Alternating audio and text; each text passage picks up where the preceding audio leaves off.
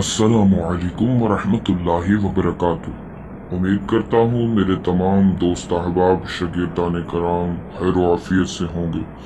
اللہ پاک آپ سب کو خوش رکھے، آباد رکھے، آمین۔ کافی دن ہو گئے تھے، مصروفیات کی وجہ سے ویڈیو نہیں بنا سکا، تو کافی سارے بھائیوں کے میسیج آئے، تو ان سب بھائیوں سے معذرت، مصروفیات کی وجہ سے ویڈیو نہیں بنا پایا۔ چلو بہرحال اللہ پاک کرم فرمائے۔ تو ہر ویڈیو کی طرح اس ویڈیو میں بھی میں آپ کو اچھے طریقے سے بتانا چاہتا ہوں کہ کوئی بھی وظیفہ، کوئی بھی عمل بغیر استاد کے، بغیر اجازت کے بالکل نہیں کرنا، ٹھیک ہے؟ ورنہ اس میں کافی سارے معاملات ہو جاتے ہیں، تو بعد میں پچھتانے کا کوئی فائدہ نہیں ہوتا۔ بہرحال اللہ پاک کرم فرمائے۔ تو آج کا جو وظیفہ ہے یہ ہے دولت پری کا عمل، ٹھیک ہے؟ جو بھائی مقروض ہیں، جن پر قرض ہیں اور وہ بہت زیادہ پریشان ہے۔ ظاہری بات ہے جب کوئی بندہ قرض میں ہوتا ہے تو تیسرے دن، چوتھے دن مانگنے والا پھر دروازہ کھٹکھٹا دیتا ہے، تو انسان کے ذہن میں بہت پریشانی رہتی ہے۔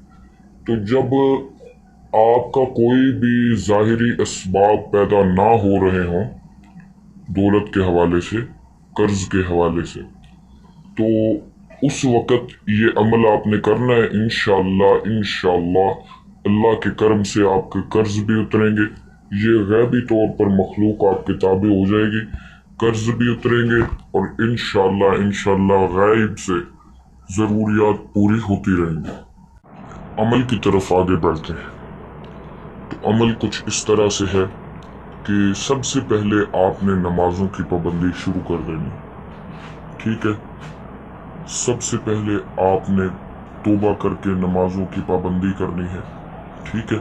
زیادہ تر یہ گناہوں کی وجہ سے ہوتا ہے۔ اس کے بعد آپ نے ہر روز فجر کی نماز کے بعد اول آخر 11 مرتبہ درود ابراہیم، اس کے اندر حصار کی، رجال الغیب کی، اس طرح سے پرہیز کی کوئی بھی ضرورت نہیں ہے، ٹھیک ہے؟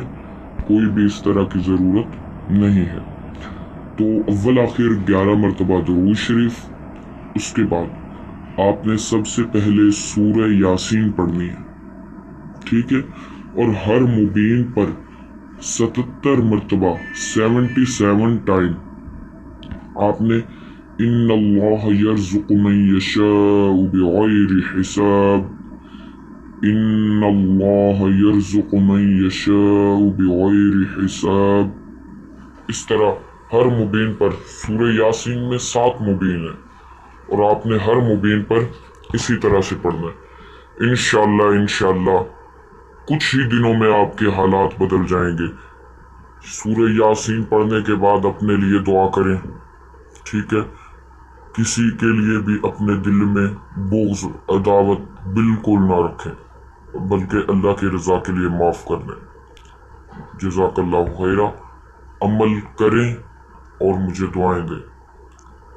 یاد رہے کہ کوئی بھی عمل ہو، کوئی بھی وظیفہ ہو، بغیر اجازت کے، بغیر استاد کے بالکل نہیں کرنا۔